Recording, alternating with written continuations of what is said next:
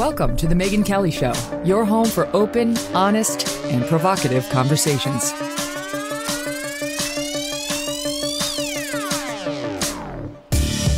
Hey everyone, I'm Megyn Kelly. Welcome to the Megyn Kelly Show. We have a great show for you today with my fellow host here at Sirius XM Triumph Channel 111. Joining me is personal finance expert, host of The Ramsey Show, and author of the upcoming book, Baby Steps Millionaires, Dave Ramsey. Dave, a lot to talk about. I'm sure all of our audience would like to become millionaires, and you are just the man to speak to about how to do that. But I want to begin in a sort of what may seem like a weird place for you, as opposed to like a political pundit like we had Charles C.W. Cook on the show yesterday. But I'm going somewhere with this, so stand by. Stay with me. The story dominating the news yesterday was of this January 6th hearing. And, you know, they've put together what they're dubbing a bipartisan commission. It's not. It's the Democrats plus two. They're not Republicans. Liz Cheney and Adam Kinzinger are Republicans in the same way Nicole Wallace or Jen Rubin or Bill Kristol are Republicans. At one point, it may have been thus. It's no longer so. McCarthy pulled the Republicans because he couldn't get the ones he wanted, and now it's become just a complete farce. But it took a very weird turn yesterday. And to me, it speaks to a couple of things. Number one, dishonesty in media. And number two, how off these people are on what matters to Americans. What matters to voters? And that's where you're going to come in. All right. So let me just set it up. So the commission is looking into how January 6th happened and why and who should be held responsible. They've been subpoenaing the records and deposition testimony of all of Trump's top aides, from Steve Bannon to, we had Peter Navarro on the show last week, to Mark Meadows, his chief of staff. And they've either said, you know, I'm not coming at all, you know, go pound sand like Bannon. They've tried to work with him a little like Mark Meadows, but said, I'm going to respect the president's claim of executive privilege, which is playing out in the legal lane. And Trump, by the way, is losing. He just suffered a bad setback from the Court of Appeals. Basically, he pulled the worst 3-judge panel one could possibly pull, and they all are hard left Democrats and appointed by Obama and Biden. They were all like, this is a national emergency. You got to turn everything over. So unless he can get relief at the Supreme Court, his claim of executive privilege is going to be permanently overruled, and all these people are going to have to fork over the documents, and I believe they will. Anyway, Mark Meadows said, give you what I can, but got to wait on the executive privilege stuff. Well, they're not happy with that. They decided to release his private text messages that they've gotten so far. And yesterday, it turned into this weird thing, not about Mark Meadows, not even exactly about Trump, but about Laura Ingraham, Sean Hannity, and Brian Kilmeade. And the texts were from those guys to Mark Meadows on the day of January 6th, essentially saying, this isn't good. Trump should speak. This should stop. This is not helpful to the MAGA movement. And what Liz Cheney was positing was they are liars, because that's what they said privately to Mark Meadows when they got on their shows that night. They said something very different. Well, I'm open-minded. Okay. You know, I don't carry water for Fox News. I don't work there anymore. Same as you. What's the truth, right? Like, walk me through it. So I went, do we have that soundbite, you guys? The Washington Post one. Okay. So I started to cull it together. Then I found exactly what I was looking for on the Washington Post. So I was like, oh, I don't have to do it. The mainstream media is going to tell me how they lied. Now, in the law, bear in mind while you watch this, there's something called improper impeachment. If you take the stand, Dave, and you say, the sky is blue, and I say, okay, fine. But if you take the stand and say, the sky is, you know, yellow, and I know it's blue, I get up there and I say, I want to impeach this witness. He previously said the sky was blue. He knows it's blue. Why is he saying it's yellow? They'd let me come after you. But if what you had said previously was it's blue, and then you took the stand and you said, it's light blue, and I tried to get you, the judge would sit me down saying that's improper impeachment. You don't have him. That you're making up this impeachment moment. And I'm telling you, that's what's happening right now with Liz Cheney and the Fox News hosts. And you just listen for yourselves. You don't need a lawyer, somebody like me who practiced law for a decade, to show you how what she's playing is not impeaching what their texts said. So I'll let you listen. It's 2 minutes long, and the audience judge for themselves. Then I'll ask Dave about why people don't care about this and what they actually do. Stand by. Mark, The president needs to tell people in the Capitol to go home. This is hurting all of us. He is destroying his legacy, Laura Ingraham wrote. The Capitol was under siege by people who can only be described as antithetical to the MAGA movement. Now, there were likely not all Trump supporters, and there are some reports that Antifa sympathizers may have been sprinkled throughout the crowd. Please get him on TV. Destroying everything you have accomplished, Brian Kilmeade texted. About how I feel about the whole thing, I just thought the tone, the attitude of defiance played out in the Capitol. The lack of security stunned me. I do not know Trump supporters that have ever demonstrated violence that I know of in a big situation. Quote, can he make a statement? Ask people to leave the Capitol, Sean Hannity urged. They knew there were hundreds of thousands of people that came to town. We also knew that there's always bad actors that will infiltrate large crowds. I don't care if they're radical left, radical right. I don't know who they are. They're not people I would support. One of the president's sons texted Mr. Meadows, quote, he's got to condemn this shit ASAP. The Capitol Police tweet is not enough, Donald Trump Jr. texted. Donald Trump Jr. texted again and again, urging action by the president. Quote, we need an Oval Office address. He has to lead now.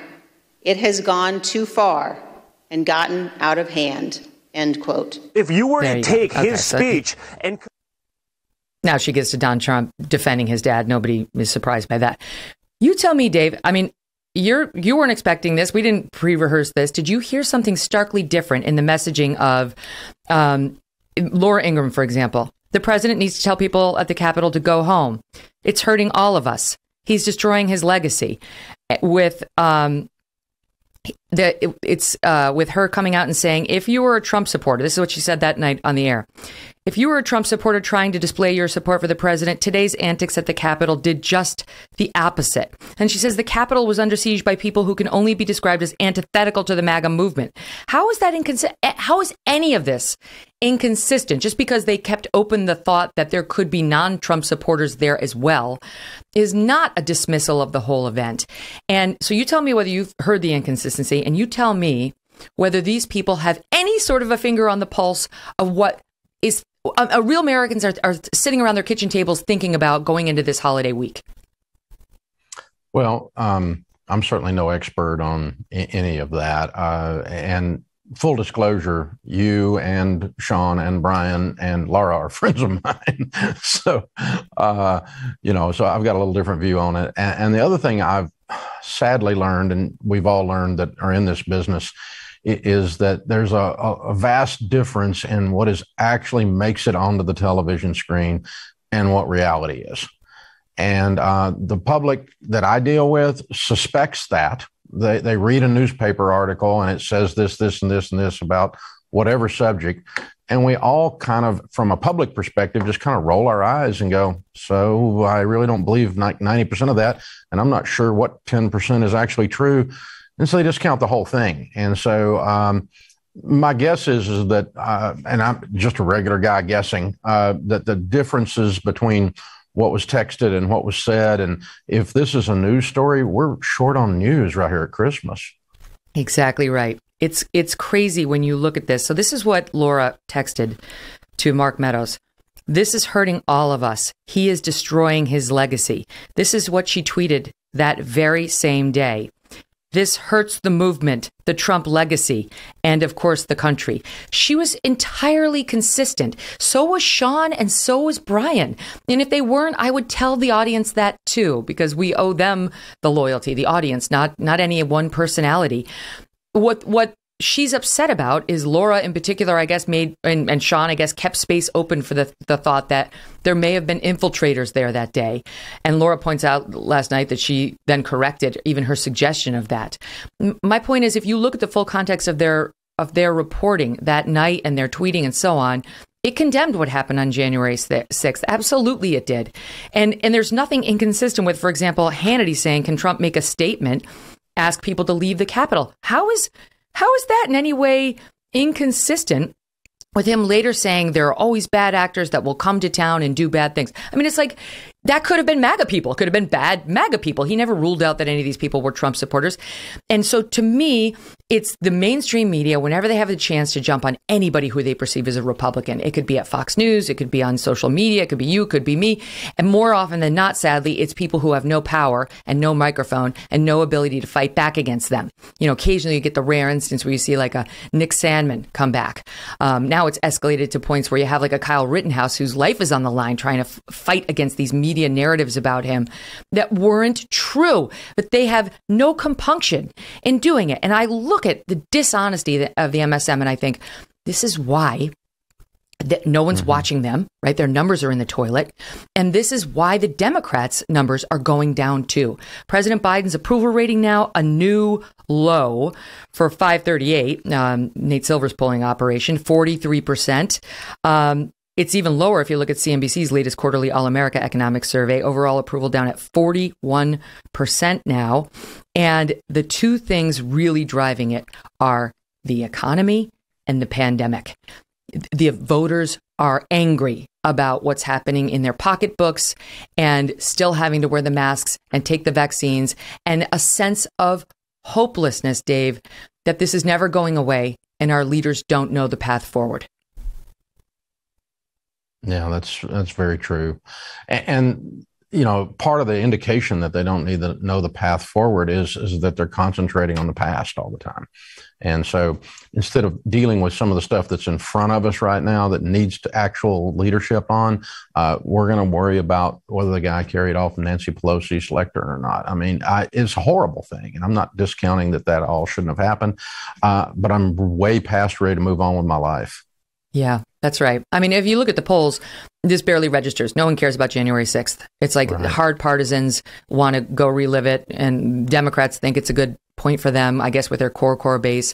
But the vast majority of Americans don't care. They really don't care. They see it as politics, and they understand how politics plays out in Capitol Hill. But they do care about inflation. Let's start there. There's a rising and widespread concern about it. And the American people are especially negative right now on how the administration is handling it. More than 2/3 of Americans, 69%, now saying they disapprove of how Biden is handling inflation. Just 28% approve. Vast majority of Republicans, 94%, disapprove. Not a shock. 71% of independents disapprove. And even 54% of Democrats, 54% of Democrats approve. So that's a relatively low score for him with the blue. And you tell me, because what we had for the first 4, 5, 6 months of this inflationary business was it's transitory. It's going to come and go. You know, don't worry. You don't need to plan around it because it's transitory. And then you had the Fed chair, Jerome Powell, coming out and saying, it's not transitory. That stuff we said, don't believe that. It's not transitory. And I think people were like, you know, whatever it is, it's bad. It's hurting me. And any wage increase I get right now is not going to outpace it. So what's a gal or a guy to do? And what are your thoughts on that?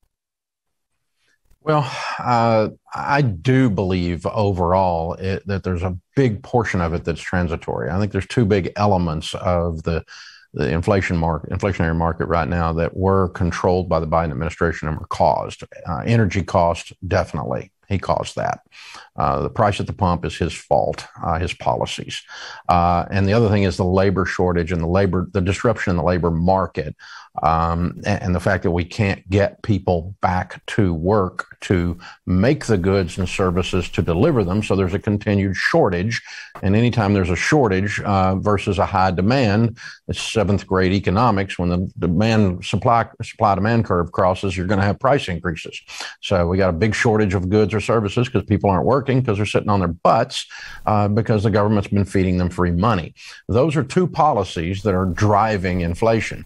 They're also driving wages up, which are a component of your, if the cost of the guy doing the work goes up, then the results of the work, the price has to go up. And so it's driving that. Some of the other things were caused by shortages that were a result of the pandemic, and that was not Biden's fault. We had an earthquake at sea, and that was the pandemic. We shut down entire segments of the economy for an extended period of time, quarantining healthy people for the first time in the history of the human race. And consequently, no goods or services were being produced. And when everyone came back with their demand for those things, there was a shortage of those things. And so lumber prices went through the roof. Steel prices went through the roof. Logistics were there's a huge logistical breakdown. We've seen all the pictures of the ships sitting in the harbors full of billions of dollars of goods and can't get them offloaded because of the labor shortages. So, the tsunami that happened after the earthquake at sea, I didn't see that coming, and I think a lot of other people didn't either. I thought maybe, we're past the pandemic. We're okay now from an economics standpoint, and we weren't, because we have this crash of the tsunami that was the result of not going to work. So there's a shortage. So these shortages all crash up on the shore. When those wash back out, there's going to have been destruction, like with the tsunami, obviously, but we will be back on dry land again. That part is transitory, but it's being exacerbated by these policies out of Washington, and it's making it worse. There's a lot of things that could be done to smooth this out and make it more transitory. If you turn open the gas lines and let gas flow again and drop the price, and you stop paying people to not work, and so they go work and create goods and services, that's going to help the tsunami go back out to sea instead of aggravating it. Mm-hmm. Well, those unemployment checks are no longer. They stopped in September. So why are the people still sitting on the sidelines? Because there's an unintended consequence of, again, the regulations, or an intended consequence. We're working with small business people every day. See, when a small business person furloughs someone during the pandemic, lays them off, they have to pay unemployment. The small business person pays the unemployment. When they offer the job back, if the person doesn't come back to work, the unemployment is supposed to stop. That's not being paid by the government, but it's being paid by the business. And they're not, the unemployment offices all around America are looking at these business guys, and we're hearing it every day. They're looking at these business guys and go, you offered him the job back, he didn't come back. Well, you're still going to pay the unemployment. He has a right to sit on his butt. And so even though the checks aren't coming out of the Fed, the regulations and how they're dealing with the unemployed and not forcing them to come off the unemployed rolls, and the small business is still being drained of cash, paying someone who's sitting at home. Oh, that's fascinating. I did not realize that. I've been baffled since they sort of shut off that spigot, at the federal level of the Biden unemployment money, why we haven't seen a bigger return to the workforce. We had those low jobs numbers last month, and it was like, well, but where are the people? Now that the money's been shut off, they should be going back into the workforce. And you're saying they needed to change a lot more than that to get these people on their couches off of them. Well, they changed their policy and told the unemployment office to, the feds did this, and, again, Biden administration, and told them to not enforce the law. And, in other words, don't cut these people off, and they continue to drain the cash out of the small business. So it's a double whammy. A, we don't have the labor force, and B, the very businesses that are going to cause this inflationary market to be stabilized and it go away because of the shortages. If the shortages go away, these prices are going to drop back down. That's what it amounts to. So what can we do to get the shortages to go away? You stabilize the labor market by getting them back to work. You turn down the cost of gasoline again by increasing the supply. Quit trying to play energy games and be politically correct on all that. I'm talking as an economist, okay, at that point. Yeah. And then you do anything you can to help get ships offloaded instead of stuck. You do anything you can to get logistics straightened out, and the thing will work itself out. But they're aggravating it, exacerbating it by these policies and making it worse. They're not the cause of it, but they're the cause of it continue to stay screwed up. Yeah, because Biden's not going to touch domestic oil production. He's already made a vow to swear off of that. I mean, he's all about green energy now, which is not going to help short term, and some would say long term. But I see, we got to get the shortages off the shore, as Dave Ramsey says. So much more to go over with Dave for the show. More on the Biden economy, on jobs, supply chain. And then we're going to get into some cultural issues, which are always fun to talk to Dave about. Don't go away.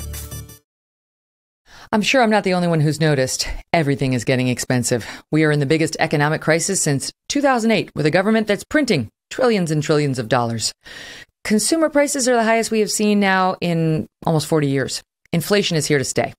And if the government continues its out-of-control printing and spending, the dollar could continue its free fall and lose its coveted role as the world reserve currency.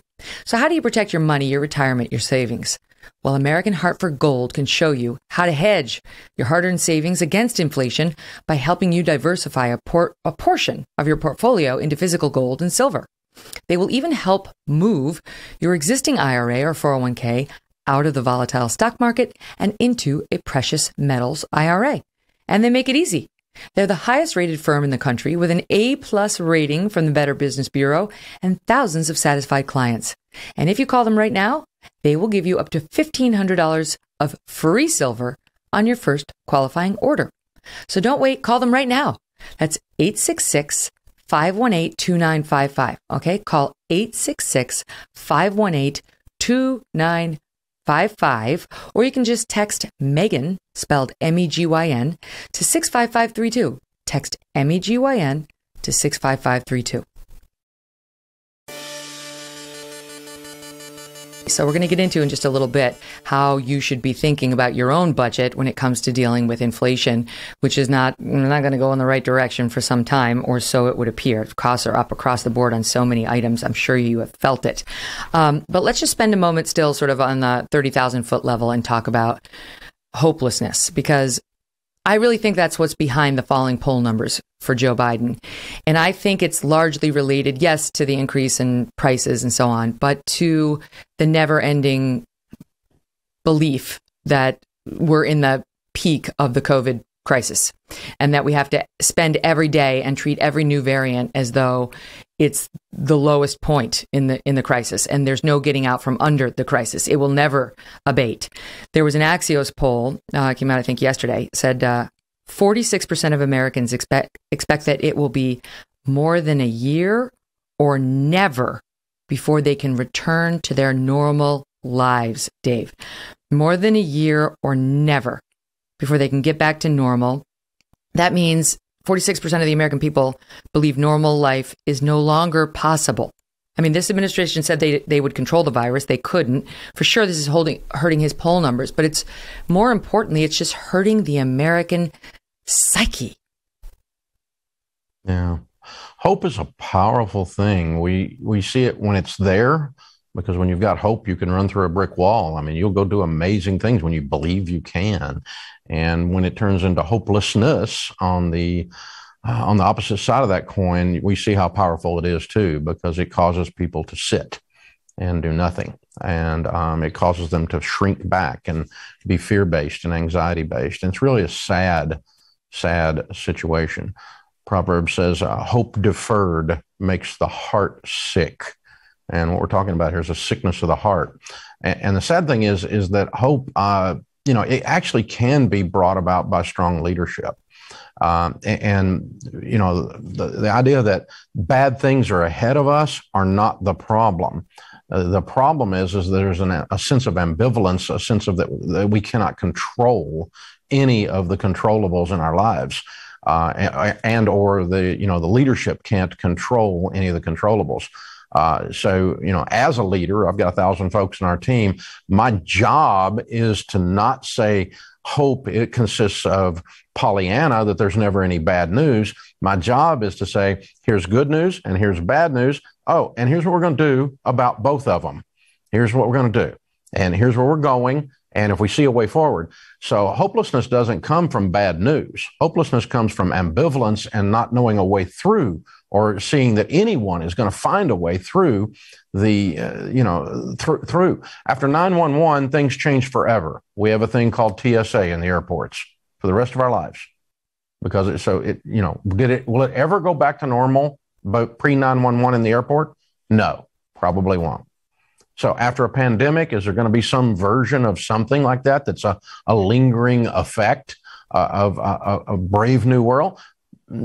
Probably. But what we've got to have hope is, okay, we got TSA, and this is how we fly. And this is how we're going to do it. And, but ambivalence, we're going to control the narrative by continually peddling that there is no hope is not leadership. Yeah. And it's disastrous for the American psyche.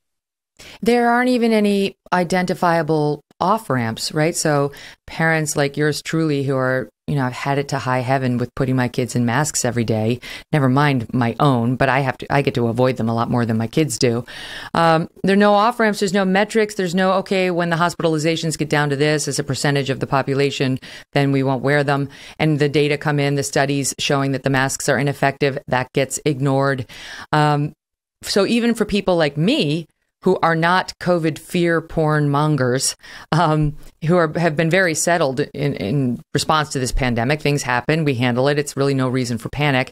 There's some hopelessness because the authorities in power where I live and work won't listen to reason. You're in Tennessee. You have a better situation down there from my vantage point. And I realize people are like, move. Okay, it's not that easy. My mom's in upstate New York. I'm not leaving her. She's 80, blah, blah, blah. But it does lead to a sense of frustration. And I think even for Democrats, at least, and even people who are more fear porn lovers, they're like, fix it. And the rest of us are like, let's move past it. It's a very small constituency that's looking at the policies on this thing right now and saying, nailed it. Yeah, well, and again, if you just show me a way, but there's this sense out there right now that the fear porn is just being used to control, that it's no longer about COVID. It's about control, and it's about, I'm going to make you do something. And there's a real pushback out here, in America against that. And so that's what's driving the poll numbers, too, I think, because it's the dissatisfaction with your governor, dissatisfaction with your mayor, dissatisfaction with your president, whatever, not because they can't fix COVID.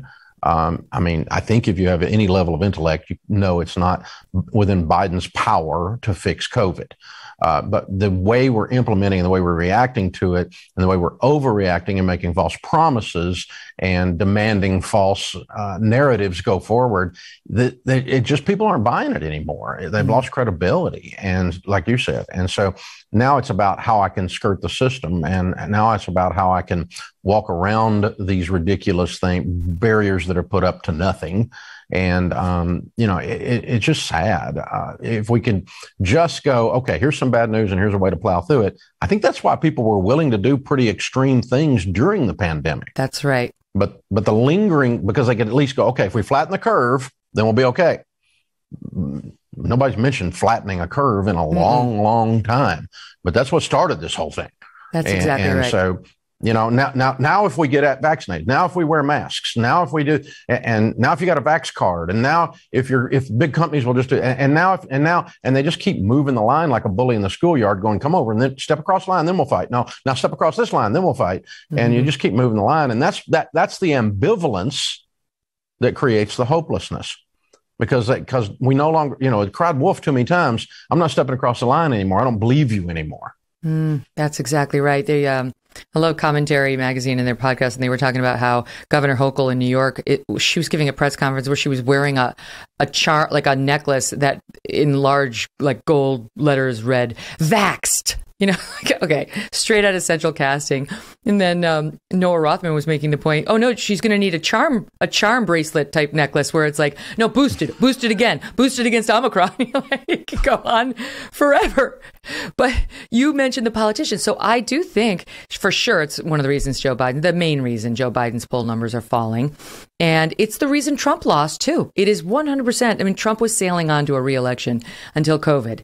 And then the pain that people felt on the loss of life, the loss of business, the loss of freedom, the loss of the societies we knew it was taken out on him. And Biden held himself up as, I know how to fix it. I will defeat COVID. And he hasn't. And I predict he will be held to account as well. And an interesting nugget for you. They just had the Democratic Governors Association winter meeting. Used to be called the Christmas meeting, but now you got to call everything winter because Christmas is... No, I made that up. They were talking about how the party was defeated badly last month in Virginia and had a closer than expected victory. 3 points. Phil Murphy won the governorship in New Jersey, where he was expected to sail in. And this is, I think, Politico reported. This has many Democrats searching for an off-ramp to the pandemic that will allow them to sell a brighter future to voters in November. They spoke with Murphy. Apparently, he, in his most candid assessment of that tiny victory, slim margin to date, he said Folks in New Jersey feel like government is not connecting with them. They're sick of masks. This is a Democrat in blue New Jersey. They're sick of masks. They're being told what to do in terms of vaccines. Probably not thrilled with what they sense is going on in Washington. They may have lost a job or a business that went bust, or worse yet, a loved one. Yes, that's right. So that, I find that somewhat encouraging. You know, I mean, you live in a state that I think people are generally more reasonable when it comes to COVID in. But do you feel like this is the attitude you've already caught in Tennessee? I mean, because I feel like up here where I am, it's starting to catch fire in little pockets. Well, regardless of the party, you know, politicians promise that they're going to give us something. Statesmen promise that they're going to get out of the way and show us a way to go get something ourselves. And so that's what's happening around this. And again, red or blue doesn't matter. It's what's happening in Tennessee is our governor has just declared out loud that, okay, we all have the information. And so as adults, we get to make our choice based on the information. And, you know, you get to make a decision of you're going to mask, you're going to socially distance, you're going to do whatever with your company that you own, you're going to vax or not vax, you're going to make the decision with the information that you have instead of, so he's showing a way through and going, okay, here we all have the same set of guidelines. I mean, we all have the same set of data. It's very available. And then based on that, different people are coming to different conclusions because they're adults and they're allowed to function in this thing called freedom. And when you do that, you're a statesman and you're leading through a crisis, or you're leading towards prosperity. You know, probably one of the best to do that was Ronald Reagan. He didn't promise everybody anything. He didn't promise a chicken in every pot. He promised you the ability to go get a pot and get a chicken and put one in the pot. And that made me believe I am free in the free enterprise system, this wonderful thing, crazy experiment called America, to go prosper. And so I could go prosper. I didn't wait on them to send me a check. It's exactly the opposite mentality, though, with some. I mean, I would say in this administration and just in general with some on the left, which is it's not about empowering you to do something that you want or to go get something you want. It's about government giving you what they think you need. And we're seeing that even now, even in the face of, you know, record debt and literally record inflation, and a souring mood in the country when it comes to hope and the pandemic and so on. What do they want to do? They want to spend more. I mean, this has got to be as a guy who hates debt more than anyone I've ever known, this has got to be driving you nuts. That no sooner do we get the infrastructure bill passed, which was politically popular, $2 trillion. Between 1 and 2. Now we got another one coming down the pike, Build Back Better, which is basically a bunch of Democrat wish list spending. And really the only thing standing in between that and passage is Joe Manchin and maybe Kyrsten Sinema. So how's that going to help? Well, I think what we need to remember is John Maynard Keynes, Keynesian economics, was a socialist. He believed in socialism. And he taught FDR the Keynesian economics. And so the FDR decided we're going to do the New Deal. And that's Keynesian economics, to spend our way, government spending to stimulate the economy. And then that's been taught in our schools now for 60 to 70 years as truth. And the problem is it's not. That's the problem. That the government seldom spins an economy, like never, into prosperity. It's an illusion. And so the truth is the people pushing these things, they actually believe they're going to work. They're not trying to scam somebody. They're not con artists. They just believe a lie. They believe that the best way to stimulate the economy is run the debt through the roof and use that money to build infrastructure, and that'll stimulate the economy. But those of us that are more free market instead of Keynesian, we don't believe that. And we would be called capitalists. And we believe that lower debt, the government not being a tick on the butt of the economy and sucking the blood out of it with the debt payments, is a better thing than huge piles of debt. And so whether it's Trump running up the debt to give something he promised, or whether it's Biden running up the debt to give something he promised, but they're all wanting to be grandpa and give us candy. And instead of demanding that we be adults in the marketplace and forge our way through this. And it is very possible to forge your way through it. I've, bazillions of piles of data to prove that you can become a millionaire in America today, but it's not based on the government stimulating the economy. Mm-hmm. Yeah. I mean, think of how that would work in your own family budget. If you're in debt up to the eyeballs, just spend more. The answer is spend more. Can you imagine what my husband would say, Abby, what Kevin would say? Kevin would not allow that. No, he's like you are, Dave, very anti-debt. All right. But here's something fascinating just crossing the wires, sir. NBC News, this is interesting. NBC News is reporting that the Senate is now expected to, quote, shelve the BBB, the Build Back Better bill. And that just yesterday they'd been saying that they're going to get a vote on it. They're going to get it approved by the end of the year, before Christmas. Now they're saying, according to NBC, they're shelving it. I asked my team, is anybody else going with the same reporting? What we found so far is Bernie Sanders said as follows, quote, obviously voting rights. Oh, and NBC is reporting that now they're saying we're going to focus on voting rights instead. As if those two things are one has to go before the other. They don't. That's not a pivot to something more important. That's you couldn't get the BBB passed, and now you're trying to distract us with this other shiny thing. So apparently Sanders says, quote, obviously voting rights has got to be dealt with immediately. Obviously, Dave. Obviously, voting rights has got to be dealt with immediately. I would like to see a Build Back Better dealt with as quickly as possible. But if we can't deal with it right now, it's far more important that we deal with the voting rights issue. If that's true and BBB is done, because it's not coming back in the new year, not unless Biden solves the pandemic, somehow completely changes all of his poll numbers. Like, it's not. That's an amazing thing for the GOP and a major setback for the Dems on a bill they'd been telling us we had to have to transform the economy. And the economy, in spite of inflation, is growing. Stock market's booming. Yeah. So there's a lot of good things out here. Here's the sad truth. 80% of Americans, I just made that number up, 88% of statistics are made up on the spot. But my guess is most people couldn't give a rip about either one of these things because they know the BBB being passed or voting rights being passed is really not going to intrinsically affect their next 12 months of their life.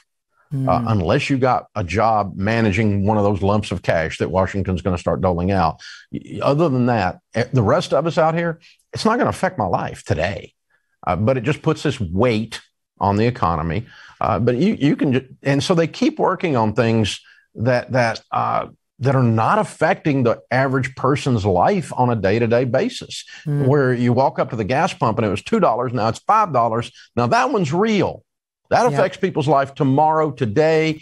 Going to grandma's house for Christmas, filling up your tank costs twice as much. That's a real thing for somebody out here in the real world. Well, you look at the numbers, and they're big. New cars, this is just a couple of examples. New cars are up by 11.1%. That you'd feel. It's not like you're talking about a thing that costs $1 to begin with. Up 11% on a $20,000 automobile is a lot. Beef, up 20.9%. Oh, that's a big number. TVs, 7.9%. Decorations, we're all in the midst of those this time of year, 4.2%. Whiskey, Dave, now this is wrong, up 1.6%. What's up with that? Toys up 1.2%. And 10 to 30% increase in Christmas trees year over year. The cost of Christmas trees, my goodness. So people feel it, they know it, and they are left asking themselves the following questions. How do I pay those bills and still become a millionaire? Dave Ramsey has answers, and he's laying them out in a new book, and we're going to talk about it next, so don't go away. And don't forget, you can follow me, and you can actually listen to Dave's show all in the same place now, which is Sirius XM Triumph Channel 111. We are live every weekday at noon East. I listen to Dave earlier in the morning, and the full video show and clips are available of our show when you subscribe to our YouTube channel, youtube.com/Megyn Kelly. If you prefer an audio podcast, subscribe and download on Apple, Spotify, Pandora, Stitcher, or wherever you get your podcasts. I have to tell you, I mentioned that I read the reviews over on the Apple. show spot. So if you subscribe and download, A, it helps me, and B, I get your feedback. There was the nicest note this morning. It was such a nice pick me up. I really appreciated it. It was very thoughtful from somebody who clearly listened to a lot of the shows. And it was brilliant. Anyway, go back and look at our archives while you're there. We got more than 220 shows, including the very first time Dave was on, which was with us, episode 82. I'm going to be right back. I want to talk to you about Blue Blocks and their amazing blue light blocking glasses. Since getting a pair of these amazing glasses, I've had no more headaches, no fatigue when looking at a computer screen, watching TV, or using my phone. I wear them when I'm using digital devices. They have been a game changer for me. They make the whole process so much more pleasurable. They come in non-prescription and prescription strengths. They offer reading options as well, and they are made in an optics laboratory in Australia with fast shipping to the US. I also wear their Sleep Plus glasses 2 to 3 hours before bed, and I haven't slept this well in years. They are so good. Highly recommend getting a pair of these for yourself, and you will be amazed with how well you feel after just one use. You won't realize how much that blue light is affecting you. My favorites are the Aero Sleep Plus glasses. I also love their Remedy Sleep Mask, which is 100% blackout, and it gives me the best night's sleep. Check it out for yourself. Go to blueblocks.com/MK. Use the code MK to save 15%. That's BLUBLOX. BLUBLOX.com/MK and use the code MK to save 15%. Dave, couple of things. Breaking now. Now, apparently, Elizabeth Warren is tweeting out something about how she's going to introduce a bill to add 4 seats to the U.S. Supreme Court. Look over here! Something shiny! It has nothing to do with the BBB falling apart. Shiny! Supreme Court! That'll distract the conservative. It's never happening. That's not going to happen. But, they're so transparent, right?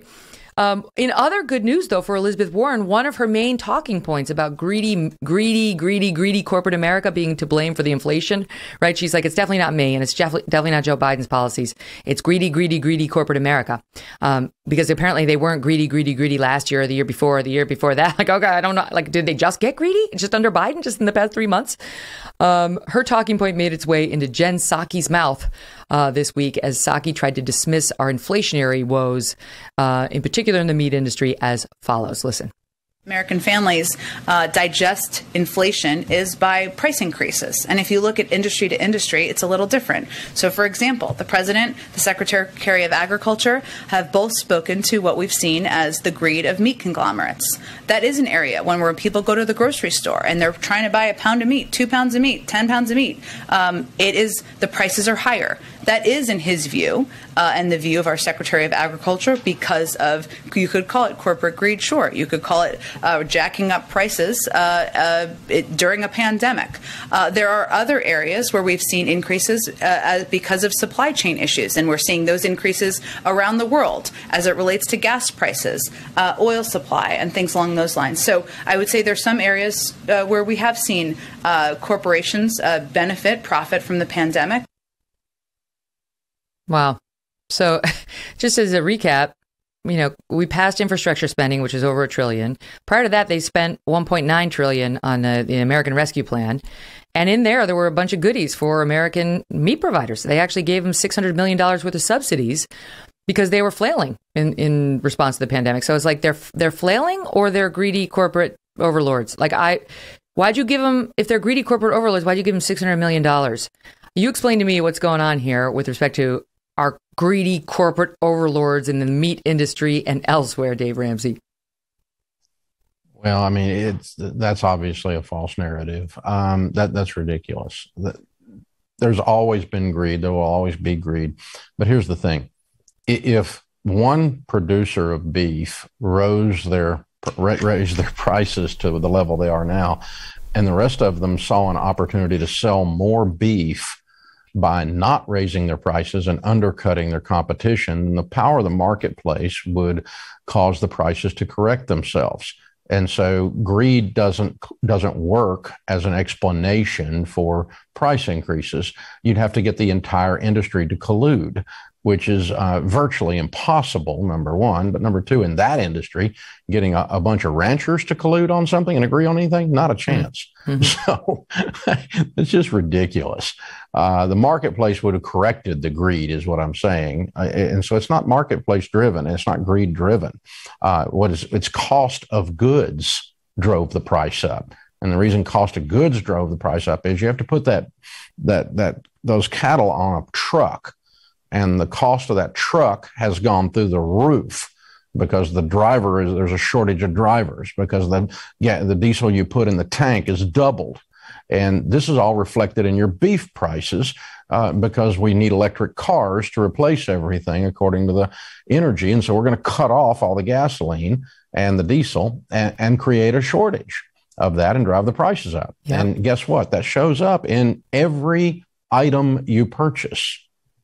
This is sort of their MO, is like, you don't believe your lying eyes. It's not what you think. Whether it's CRT in schools or the COVID madness or the economy, they can continue to deny the inflation. It's transitory. Now they admit it's not transitory. Well, it's not our fault. It's corporate greed. Well, why'd you subsidize them for $600 million? Oh, well, I don't look over here. And by the way, Elizabeth Warren, 4 seats on the Supreme Court. Did we mention that? We're going to get you 4 seats on the Supreme Court. We're going to get Judge Judy. We're going to get Judge Joe Brown. We're going to get... Okay, I could go on. Let's talk about Who Wants to Be a Millionaire? That one was taken, that title, I guess. But people really are hurting, right? They're hurting, especially this year, you feel like, because right now, ideally, you've bought your Christmas presents and you're a loving, kind, generous person. So you spent a fair amount of money. And now you're having like a little regret because you may have spent more than you wanted to. Maybe you didn't do the Dave Ramsey budget, as he's told you a million times you should do. And you're like, oh, God, it's not returnable. It's new year, new me. That me could be a millionaire. How? Well, the only thing you can control is the controllables. And you've got to control the controllables. The good news is most of those are in your mirror. In Baby Steps Millionaires, we put the largest study ever done of millionaires in North America that we did with airtight research a couple of years ago. We put it in the appendix of the book so that people can read it. An interesting item of that is we studied over 10,000 millionaires. We asked them, can someone become a millionaire? Do you believe you can become a millionaire? 97% of them said they believe that most people can become a millionaire. When we surveyed the general public, 69% believed that they could become a millionaire. Now, what that belief leads you to do is to control the controllables. I can control the person in my mirror. I can not overspend. I can work extra. I can save. I can't control what happens in the White House, but I can control what happens in my house. And if I'll concentrate on my house instead of waiting on the White House or the island of misfit toys known as Congress to fix my life, then I can move the needle and go forward. I can control the budget. I can control purchases. I can control whether we go on a vacation or not. And oddly enough, when you start deciding you can control it, you do control it, then you'll get out of debt. And you'll put yourself in a position to begin investing over a long period of time. And the typical millionaire becomes a millionaire in about 17 years from the time they start the process. Mm-hmm. And we've been teaching this for 30 years. And so I've got tens of thousands of people all over America following the Ramsey process that have become baby steps millionaires, following our baby steps. And what do they do? They said, this is a proven thing. If I do this and I do this and I do this and I do this, and none of it was looking for someone else to fix their life. In every case, they said, there's bad things out there. They're real. The cost of meat is up. The cost of toys are up. The cost of decorations are up. Those are real things. I can't fix those. But what I can fix is my reaction to those and how we adjust our household based on that and how we weather the storm of inflation, whether it's transitory, whether it's permanent. You get used to the concept, the little concept known as, I can't afford that, which is one of my favorite lines ever from an old episode of Cheers where Woody, the bartender's dating the super rich Kelly. And he's trying to explain to her he can't get her the big old wedding ring and the engagement ring. And she doesn't understand that. And she's like, oh, wait, it's like that time Daddy couldn't buy Shell oil. All right, stand by, Dave. Much more with you and your plan right after this. Don't go away. CBD isn't about what you feel. It's about what you don't feel. Stress, anxiety, pain, and feels is a better way to feel better. Feels, F-E-A-L-S, is a premium CBD that will help you keep your head clear and feeling your best. It's hassle-free, delivered directly to your door. CBD naturally helps reduce stress, anxiety, pain, and sleeplessness. There's no hangover or addiction. You place a few drops of Feels under your tongue and feel the difference within minutes. The thing to remember about CBD is that finding your right dose is important, and everyone's dose is different. In fact, Feels offers a free CBD hotline to help guide your personal experience so that you do find your perfect dose. The Feels customer service team is dedicated to making sure that you get the best use of your CBD. Joining the Feels monthly membership will make your self-care easy. You'll save money on every order, and you can pause or cancel at any time. Start feeling better with Feels. Become a member today by going to feels.com/MK. You'll get 50% off your first order, and you'll get free shipping. That's Feels, FEALS.com/MK to become a member and get 50% automatically taken off your first order with free shipping. Feels.com/MK. All right, Dave. So, can we just start with what does it mean to be a millionaire? Is it like I have now earned enough collectively in my paychecks over the years that it equals the number 1 million, or is it something else? No, it is not that at all. It is not an income issue. It's net worth. There's only one definition. It's an accounting function. It's an accounting definition, and it's your net worth. Your net worth is your assets minus your liabilities. What you own minus what you owe. And when that equals $1 million or greater, you're a millionaire. It's not a moral construct about whether the rich are evil. It's not a statement that $1 million is enough. It's not a statement that $1 million is too much. It's just a statement that the number in the corner of the balance sheet, assets minus liabilities, what you own minus what you owe equals $1 million. And very few millionaires ever made $1 million. Almost none of them. Oh, in other words, they got it by investing. Yeah, I mean, the 1/3 of the millionaires that we studied never had a household income greater than $100,000. Wow. And 1/3 of them. And so 67%, most of them fall in the $100,000 to $300,000 range. And so now, obviously, someone that makes $1 million, they're much more rare if you make $1 million a year. But, you're not a millionaire based on your income. You're not a billionaire based on your income. It is a statement of net worth. It's a factual thing. It's not really up for argument. Now, you can argue about what it means, and you can argue about how you get there, but that is what a millionaire is. You know what? Can we take a call now? Because Maggie in Pennsylvania has an interesting thought related to you, Dave. Hi, Maggie. What's on your mind? Oh, hey, I love listening to Dave Ramsey, and I agree with him completely. I'm a Trump supporter. We don't sit around and that news is kind of subsidiary. We're worker bees, and I work really hard. I'm a real estate agent, and about 5 years ago, I had $200,000 in the bank, and I had credit cards. I got rid of my credit cards, like Dave said to do. And then I did inherit $200,000 when my mom passed away at 98. But I am just shy of a millionaire. And my biggest coach is my son, Andrew, who's in wealth management. And Dave, you'll appreciate this. He calls, my son will say, keep socking it, Mom, keep socking it. So every month I put something away, and I know a lot of real estate agents, they've worked 20, 40 years, they have nothing. They spend every dime, they drive a fancy Mercedes. I drive a Subaru Outback. I just sold my other one for like 100,000 miles. I mean, it's how you live, and it's how, and a lot of it is, it's guided by faith as well. How old are you? I'm old. I'm 72. Dave, you're 72. How much do you weigh, Maggie? No, I'm serious. But you became a millionaire how many years ago?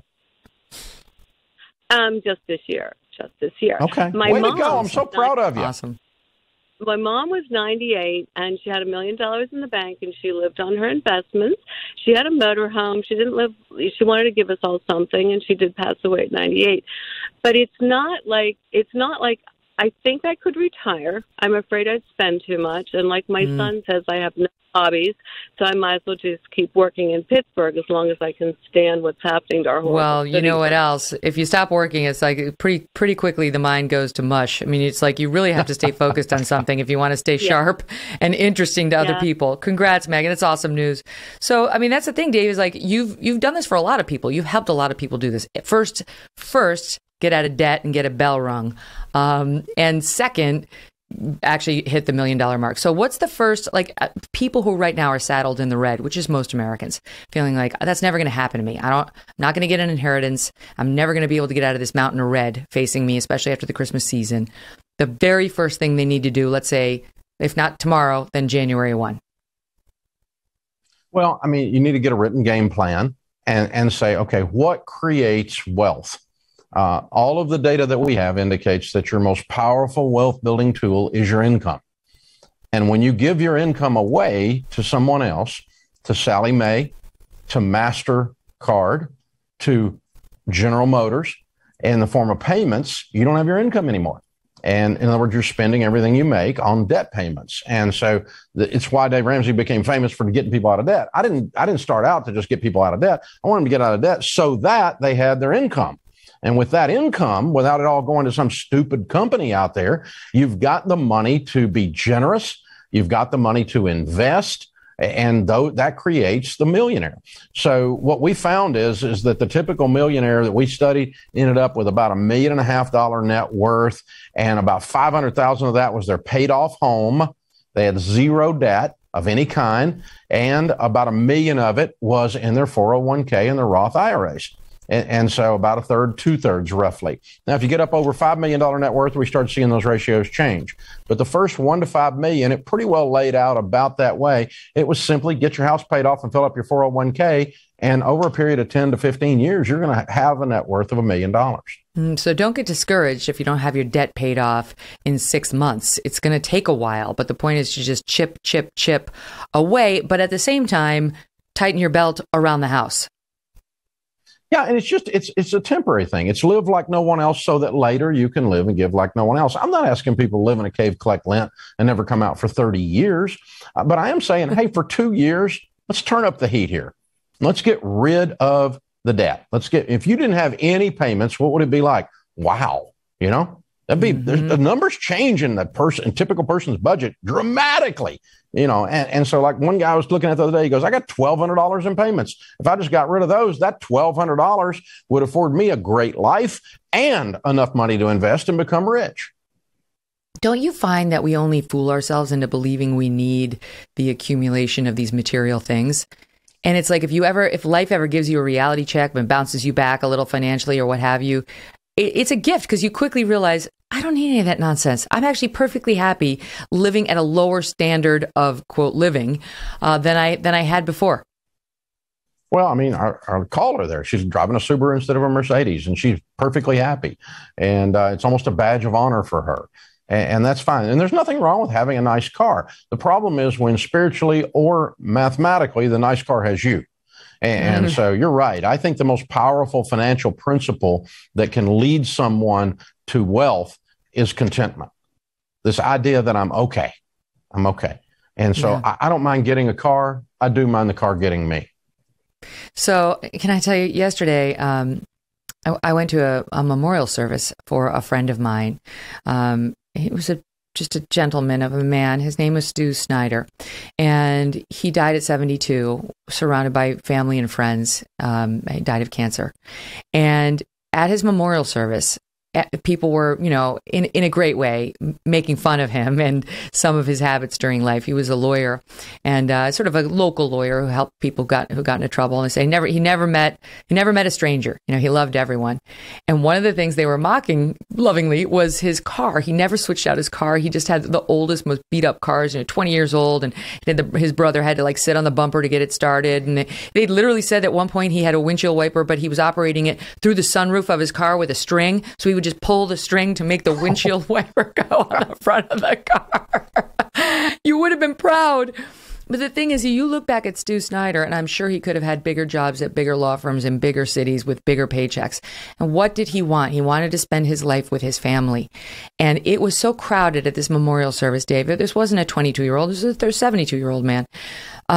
You couldn't even get in. There was standing room only. They were falling out on the street, just trying to get an earful at the microphone, at the speaker, just to hear something about this man whose lives he had touched so many of, right? Like all of us, he had made an impact on us because he created a life in which he had time to do that, to form connections, to be his normal, warm, gregarious self, to prioritize friends and family over the almighty dollar.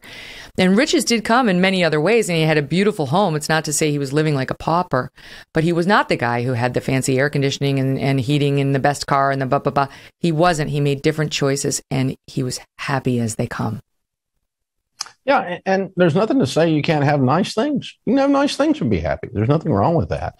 The problem is when that we're going to be happy when we get the nice things. Mm-hmm.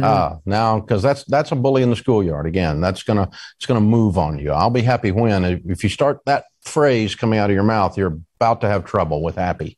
And so, yeah, but again, I'm not anti nice car. I really don't want to drive a car with a string on the through the sunroof. I don't want that, and I don't want that to be your goal in life, to live that. If you want to do that, I'm fine with it. That's a wonderful testimony. But I always tell people, they say I'm driving my Dave Ramsey car, and that means a junk car, right? While they're getting out of debt. And no, your Dave Ramsey car is the nice one you get when you become wealthy because you did what I told you to do. Yeah. That's your Dave Ramsey car. That's right. Don't mess with my brand. Let's get into somebody else. Evan from Colorado is calling with an interesting question. Hi, Evan. What's your question for Dave? Hey, so I am a longtime Dave Ramsey follower. I'm on baby steps 4, 5, and 6, and I own my own business along with my wife owns her own business as well.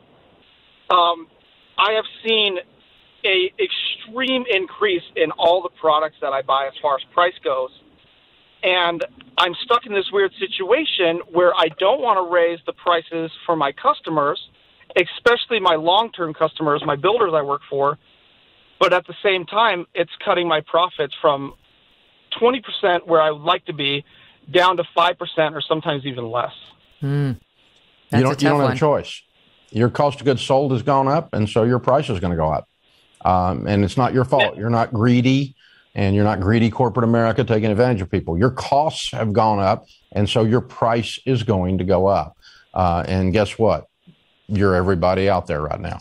Everybody has to. I mean, the cost of paper to print a book has gone up. And so you get ready to buy a book this year. They're $25 last year. They're going to be $30 this year. And because the cost of what I pay to print that book is gone up dramatically. And so you don't have a choice. You're not doing anything morally wrong. I appreciate your sentiment that you don't want to raise the prices to your customer, but you won't be there in business anymore to serve your customer if you don't. Yeah. What about, Dave, if they decide to go with somebody else? Like if he has a competitor who doesn't raise his price? Competitor has the same problem. His competitor's got that same cost of goods sold. If his competitor wants to work for nothing, it'll be short-lived. Mm-hmm. If you work at zero margins, eventually you go out of business. And that's not if it doesn't make a profit, it's not a business, it's a hobby. And so, you don't have a choice. It's, the marketplace is driving these things, and it's not your greed. You didn't do anything like you just suddenly woke up one morning and went, I'm going to raise my prices. But you go, man, I got to stay open. And in order to do that, I've got to absorb, the customer's going to absorb these additional costs. And it may change the demand on the product. It may change the number of customers you have. But I don't think you're going to have a competitor undercut you because they're getting their stuff from the same place. Yeah. It's all the same industry. Evan, thank you. How about Jordan in Florida, who's got a question about, maybe it's a question, maybe it's a comment about selling your house. Jordan, what's the story? Yes. Hi, Dave. So my story is I'm 30 years old. I just sold a house, which I'm so happy I did in the market, where it was. Bought the house 2 years ago, and I ended up making a profit of $114,000 profit. Way to go. Nice. And thank you. And then I have since then completely paid off my student loans as well as all my credit card debt. Before I did that, I actually I did the thing. I've been, since I was 18, been racking up credit card debt, just living that stupid, kind of adolescent life. And then I was able to kind of consolidate it all. And then I had, the one lump sum type thing, instead of just not going to do it anymore after paying off my high interest for a while. So I'm completely out of credit card and student loan debt, which I cannot tell you when I hit pay on both of those things. It felt like my soul, like a bad part of my soul left my body. So it was gratifying. But so I did buy a new house. And unfortunately, the way that it is, the house is I probably overpaid for it. And my mortgage payment has gone up pretty substantially, but I have $30,000 less in those amount of payments that I'm doing. So what is your advice? I mean, now I have just a car and my home, and those are the only two things that I'm making payments on now. Is there anything else? Way to go. You've made some good moves, man. Excellent job. Well, of course, we're going to tell you go ahead and get that car paid off as fast as possible. That's finishing what we call baby step 2 to become debt free, not counting the house. Baby step 3 is make sure you have an emergency fund of 3 to 6 months of expenses. And then let's start putting 15% of your household income away towards retirement in good growth stock mutual funds and Roth IRAs, Roth 401ks with a match, those kinds of things. And if you'll follow those steps right up, without that car payment and that emergency fund in place, that 15% going into retirement is not going to feel like anything. It's going to feel like you've still got a lot of room left in your budget, because you do. Even if you got a little pinch on the house payment going up because you went up a little in house, you're still going to be fine. And at your age, you're going to retire with an awful lot of money if you put 15% of your income into mutual funds and you run that in a retirement calculator. You're going to find that number to be millions of dollars. Yeah, and I really appreciate that. I actually have a car payment, or my company's giving me a car allowance of more than double what my car payment is. They're going to give that to you, honey, whether you have a car payment or not. So get rid of the car payment. Right. Oh. Right. That I know that's a good point there. And I have been actually saving since I started when I was 23 years old. I've been putting about 10% of my pay in a retirement account. So it's not easy. How much is in there? I have about $100,000 in there right now. Way to go. At 30. All right, Jordan, keep stocking that cash away, because I want to get another call in. Linda from New York. That could be my mom. Linda, what's on your mind? Hi, Megyn. Hi, Dave. Thank you for taking my call. I've followed Dave's principles for years. My husband and I have. We're now in our 60s, and I feel like I've been a little duped about the retirement idea, in the sense that, we have about $1.5 million, and it's going to be eaten away by inflation. That's my concern. And taxes, because we utilize 401ks to bring the income down, but now we're going to pay taxes on everything we use. And we're limited in how much we can use of it by how much you can take out a year and these kinds of things. So I feel like it's a little bit of a American dream that's not really true, and it's gotten worse by inflation. So I'm just wondering your thoughts on, so you've got all this stuff in retirement accounts now, but the taxes are going to be brutal. He's got it. Inflation. I share your emotions. I share your emotions, but the facts are that you are not duped. The facts are, honey, you got $1.5 million. That's a fact. And the fact is that inflation is going to be here, and it's not going to be here at this level. I don't predict. I'm in my 60s. I'm 61, and I don't think I'm going to face double-digit inflation like the Carter administration, because as we talked about earlier in last segment, I think most of this is going to go away over time. I don't know what period of time, but you're going to be just fine, hon. And, I think what's happening is you're hearing about inflation and everybody's going, wah, and you're hearing about taxes and the Biden administration raising taxes on evil rich people like you, and you're worried about that. But still, even if both of those things occur at some level, they're not going to be up there far enough to harm you. You built yourself a great nest egg. You are a hero. Way to go. Aww. Did you inherit any money? No, we've never inherited a dime. I think we inherited $5,000 at one point. That's it. Rock on, sister. You're a baby steps millionaire. You're an everyday millionaire. We see them everywhere, just like you. And it doesn't feel rich because it's not a feeling. It's a math thing. I wish you could have spent more time with another Linda in New York, who is definitely not $1 million. That's my mom in upstate New York. She's got me, so she'll be okay. But she was not much of a saver, Linda. Thank you for calling in, and good luck with it. Hopefully transitory will, in fact, be the case. We're going to have much more with Dave Ramsey in a moment. So, Dave, in addition to being a financial guru, you are a Christian man, God-loving man. And I wanted to ask you some cultural questions, which I'd love to get your take on. The first one I was just ticked off about, and I'm like, I want to talk about it with Dave. I want to talk about it with America. I want to talk about it with anybody who will talk about it with me. And that is the subject of Ben Affleck. Okay? This is coming at you from left field. Ben Affleck is one of the luckiest men in America because he was married to Jennifer Garner. And she's America's sweetheart. She's the nicest person. Now, I happen to know that Jennifer Garner has been through a lot over the past couple of years in a way that she's never disclosed to anybody, but she is a stoic, strong, powerful, reserved, private person. And her marriage to Ben Affleck fell apart, according to the reports, largely due to his alcoholism.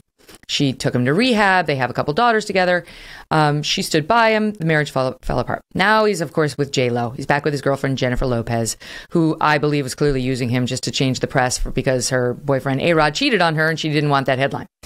They're still together, Jlo and Ben Affleck. I'm going someplace with this, Dave. Stand by. And what does Ben Affleck do, right? He should be on his knees every night thanking God that he had the chance to marry Jennifer Garner and have children with Jennifer Garner and that she helped him eventually get his life straight. But no, that's not what happened. He went on our friend Howard Stern's show right here at Sirius XM, and he started talking about Jennifer Garner in ways that upset me, Dave, in ways that upset me. Here's a clip. We're probably at each other's throats. I'd probably still be drinking, right. It was just part of why I started drinking alcoholically because I was trapped. The truth was we took our time. We made the decision. We didn't want to show. We grew apart. We had a marriage that didn't work. This happens. I was trapped. I was like, I can't leave because of my kids, but I'm not happy. What do I do? And what I did was drink a bottle of scotch and fall asleep on the couch, which turned out not to be the solution. Okay, here's why I don't like it. To put it charitably, it is not a classy thing to do, to have your first marriage fall apart due to your alcoholism. And then when that person tried to help you through it and never badmouth you in the press, come out and say, when I was married to her, I felt trapped. And if I were still married to her, I'd still be drinking. And I only wanted to stay in the marriage for as long as I did because of those kids. But looking over at her, all I felt was trapped. It is the height of unclassy to be charitable again and put it in the nicest terms. And I thought, you as a good husband, a good father, do you have any thoughts on this, Dave? And please let them be what I want them to be. I don't have a thought in the world about those people. I don't know anything about people like that. Bless their hearts. What a mess. I'm regular people out here in the real world, we don't know how that kind of stuff works. Oh, Mike. Well, let me tell you, it works like this. Everything's a PR effort until you talk to Howard Stern, you let your guard down, you stay up on such stupid stuff that ticks off America. Because let me tell you, looking at the reaction online, the women of America are mad. They're mad at Ben Affleck because that's not an okay thing to do. Hashtag Team Jennifer Garner. Not Jennifer Lopez. Team Jennifer Garner. All right, let me try another one with you because I got to get to this too. There was, Ben Shapiro. Well, he's got a little sister, which I actually didn't know. And she's out there online on Twitter. And she goes by Classically Abby. He's got his own Abby. And she sent out a tweet that she got ratioed for it, meaning Twitter didn't like it. Twitter's a far left place. And it showed a picture of Madonna, who is 63 on the left, and Nancy Reagan, who is 64 on the right. Nancy's at, maybe the Reagan Ranch. She's got her horizontal striped shirt on. She's got her red sweater. You can't see any skin. She's wearing a hat. Madonna never looks like I just described. She's wearing next to nothing. She's got fishnet stockings or something like it, high heels. She's in a bed. She's showing a nipple, much of the other breast. And they're basically the same age as her point she's making. And she wrote something to the effect of trashy living versus classic living. Which version of yourself do you want to be? Well, the liberals on Twitter did not like this. They did not like her sort of throwing any judgment at Madonna for trying to remain sexy. But I have to say, I get her point because I think there's a difference. You can still look sexy at any age. 64, Jane Fonda's in her 80s. You know, we've had our dust-ups, but she still looks beautiful. You can look sexy at any age, but there is a difference between looking sexy and looking trashy. And I think the trashiness is what Abby was picking up on in the photo. Take that one, Dave Ramsey. Let's see what you got. You're asking me about looking sexy. Now that's funny. Will you tell me, what would you like to see? Would you like to see the fishnet sock? I am an old grandpa Southern gentleman, and I have a 4-year-old and a 5-year-old and a 6-year-old granddaughter, and I sure hope they turn out more like the lady on the right in the picture. Mm-hmm. To me, it's kind of sad because I didn't know Madonna was this needy. I would think at this point in one's life, when you have that much money and that much success, that much access to whatever you want, you wouldn't need the affirmations of people who still need to see you almost at your AARP card in your stockings and your. I don't know. I worry about me when I'm not in the spotlight anymore because I think I might be more needy than I thought. Are you showing your boobs on Twitter? I like attention. Not that kind of attention, but I like attention. And I guess we all like affirmation and attention. And, she was a sex goddess back in MTV days and, all that kind of stuff. And I guess she just wants people to love her still the way they used to love her. And, I know, but we do. We can love her without that. That's the thing. So, I get it. I took some saucy photos when I was 40 for GQ. I'm kind of okay with my brand maturing and aging. Look, there are a lot of pressures on women, in particular, women entertainers, and especially if you've made your name by being a sex pot. Where do you go, right? But that too, like our COVID policies, needs an off-ramp. It's not that you have to stop being sexy. I actually had my team pull some pictures of women who I think look incredibly sexy, past 60. Sophia Loren, Christy Brinkley, Michelle Pfeiffer, who, God, please give me some of what she's drinking because they look amazing. Yes, they admit, Christy came on my NBC show, admitted she does some stuff, some fillers and so on. My point is they can look sexy without looking trashy, and that's a fine line that you gotta, we don't always nail it, but I think Twitter should have sort of sat back and reflected rather than trying to kill classically Abby.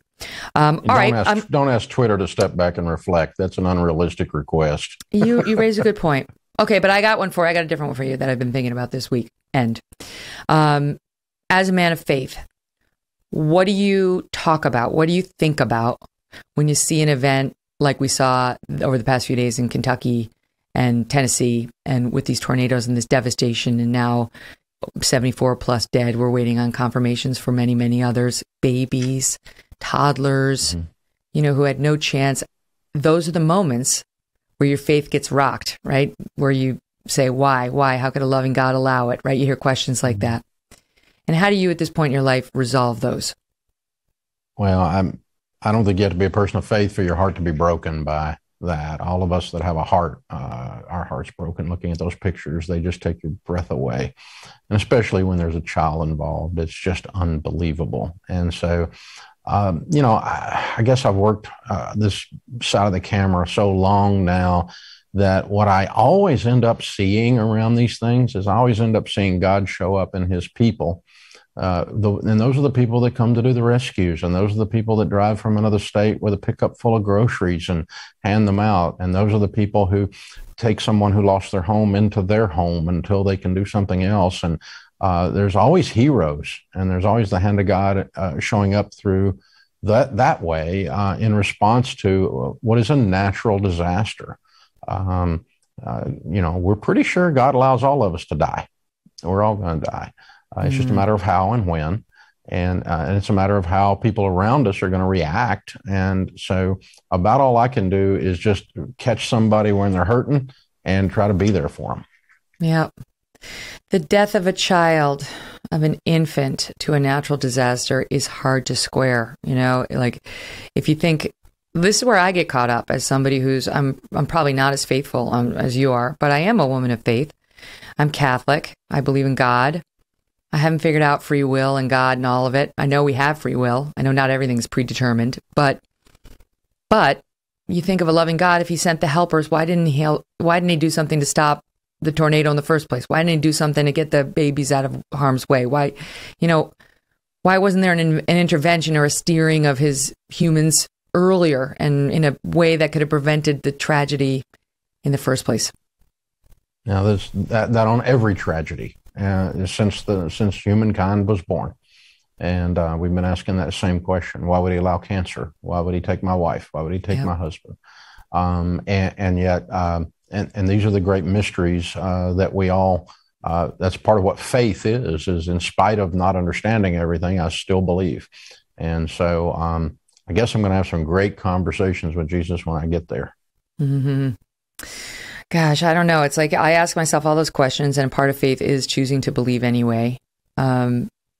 But it's like, what do I do in response? First thing I see, first thing I do in response to a story like that, I pray, right? I pray to God to help them, pray to God to not let it happen in other places, pray to God for healing, whatever, to get them the resources they need, then try to help. So it's one of those things where it's sort of, if faith is baked into you at a young age, I think it's tough to disabuse yourself of it. And why would you want to? Then events come in your life or others' lives that force you to challenge it or test it or reassess it. I've been lucky enough not to have been disabused from it, nor do I have any wish to. But you hear talk of it come up in response to events like this, and I hear atheists raise it all the time after we have a tragedy like this. I think people are searching, especially around the holidays, Dave. Depression goes up, loneliness goes up. People feel more isolated from one another. Mm-hmm.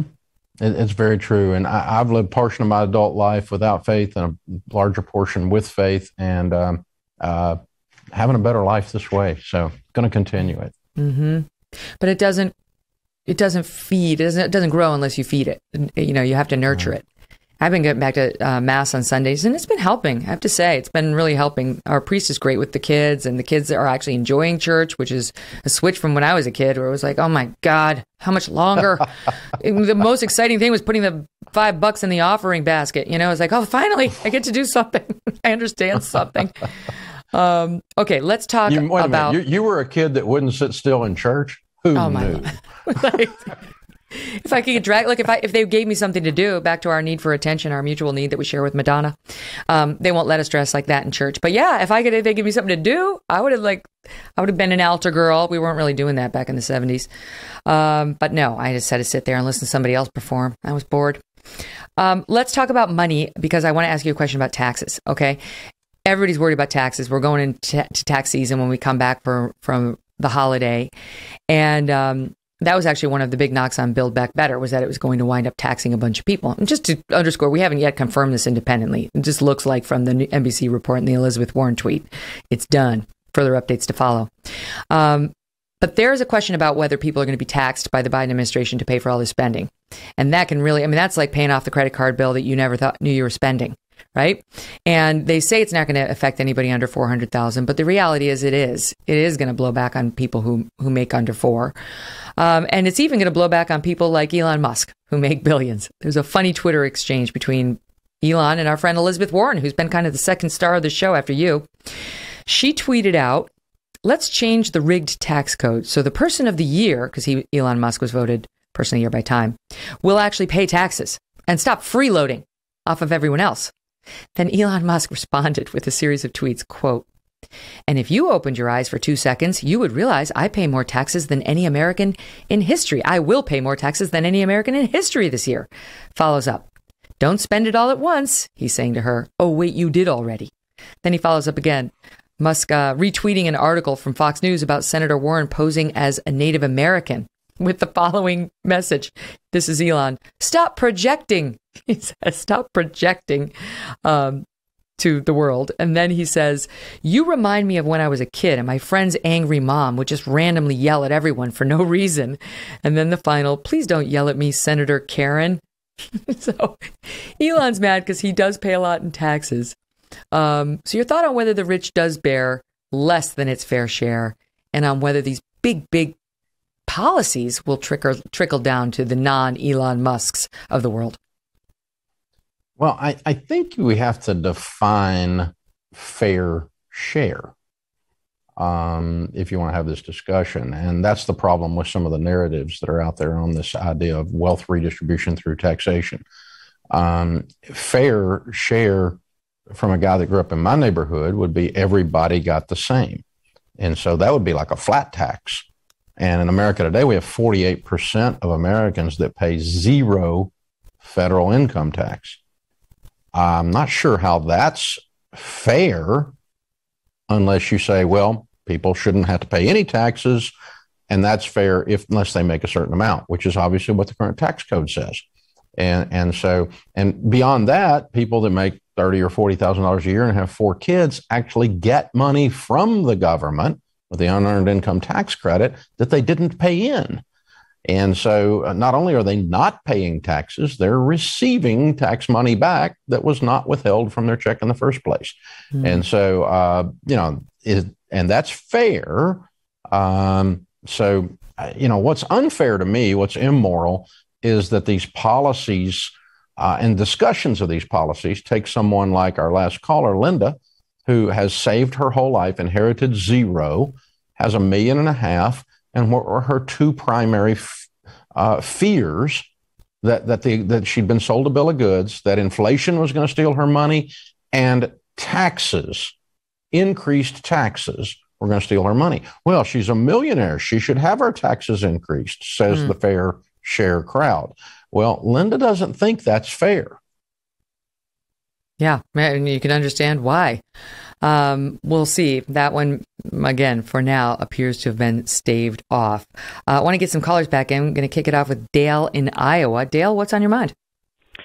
Hey, so when you were talking about the Ben Affleck thing, and this goes back to Dave, 12 years ago, my wife and I joined arm in arm, we read the Total Money Makeover, went to a class through our church, and lo and behold, 11 years ago, we did our debt-free scream.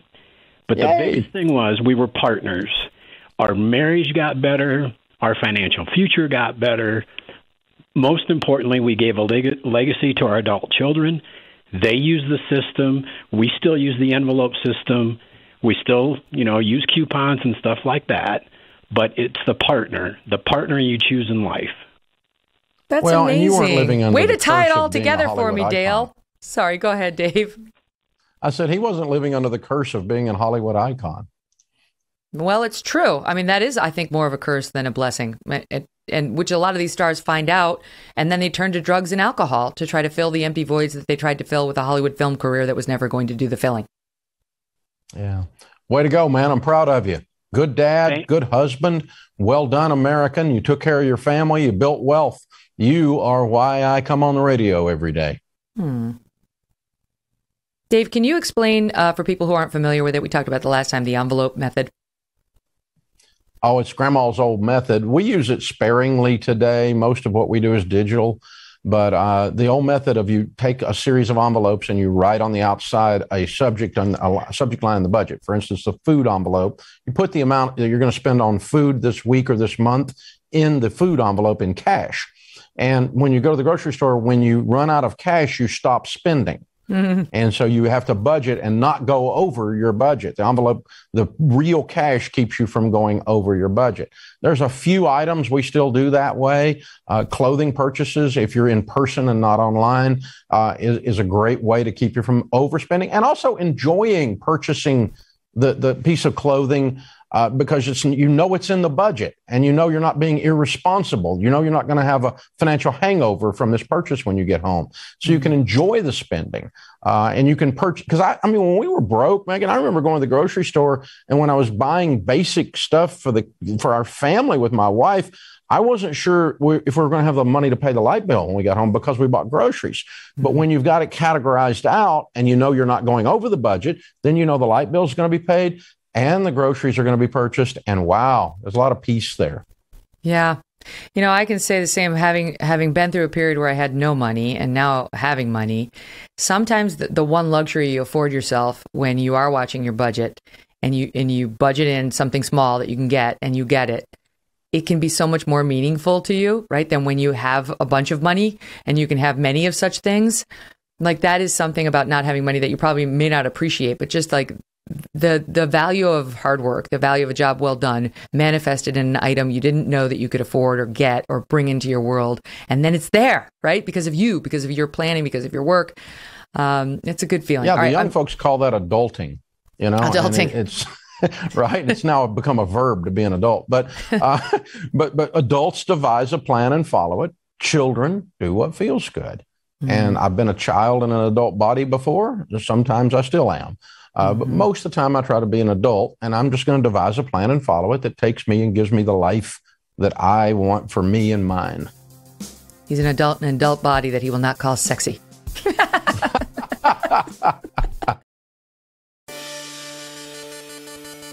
Dave, Anita from Texas has got a question for you about her house. Hi, Anita. Hey, how are y'all doing today? Good. How you doing? Great. What's your question for Dave?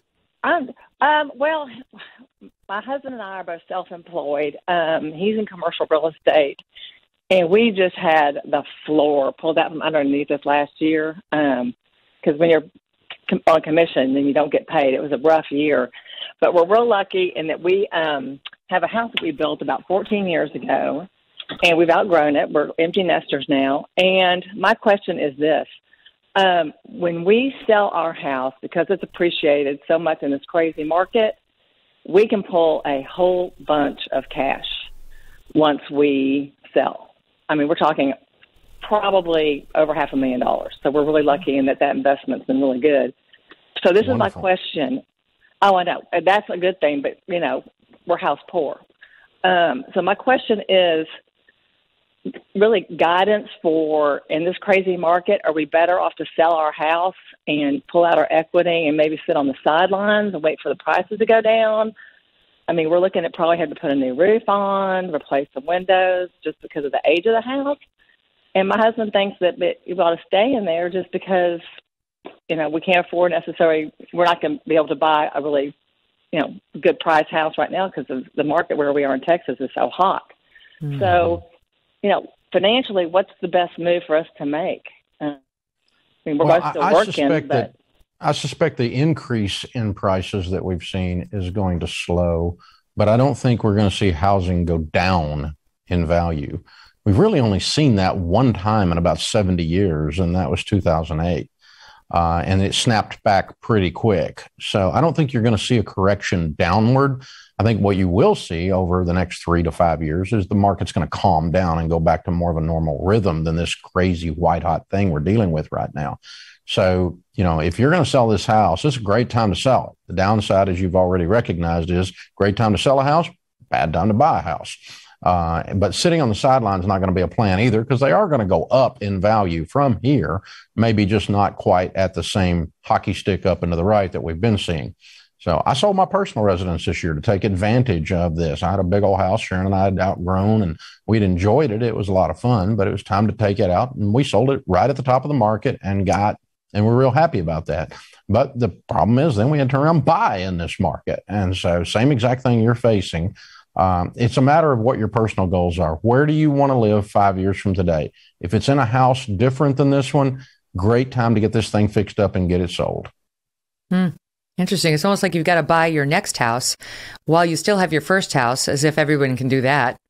and when the market's low, and hold on to it, and then sell your higher, you know, whatever. No one can do that. Okay, let's go down to Sean in Florida. Sean, what is your question for Dave Ramsey?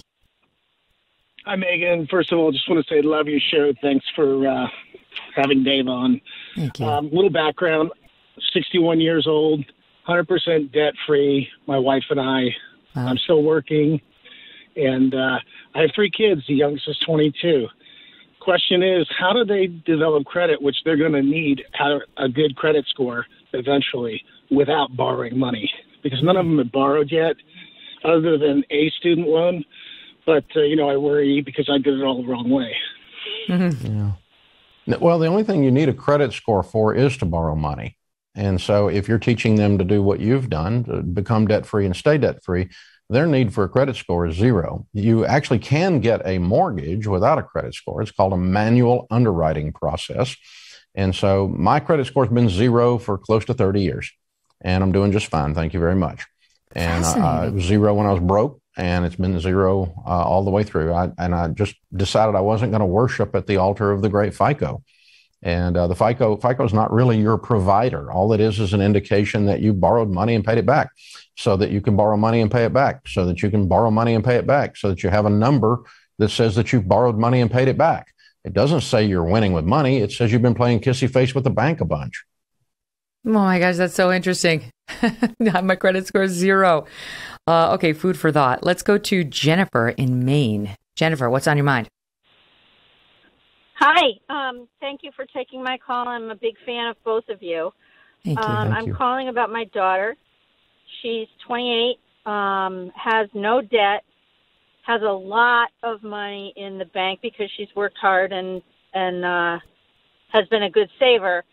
But it's all sitting in her checking account doing nothing for her, and we're talking like over $150,000. And I don't know what to tell her, where to direct her. She's pretty, she's not investment savvy at all. So I'm wondering what steps we could take to sort of help her get the money earning for her. That's a good question. Now, that's a really good question. Well, your daughter is a wonderful daughter. I mean, a lot of moms wish their daughter was doing that instead of the other stuff. So what a great, great position to be in.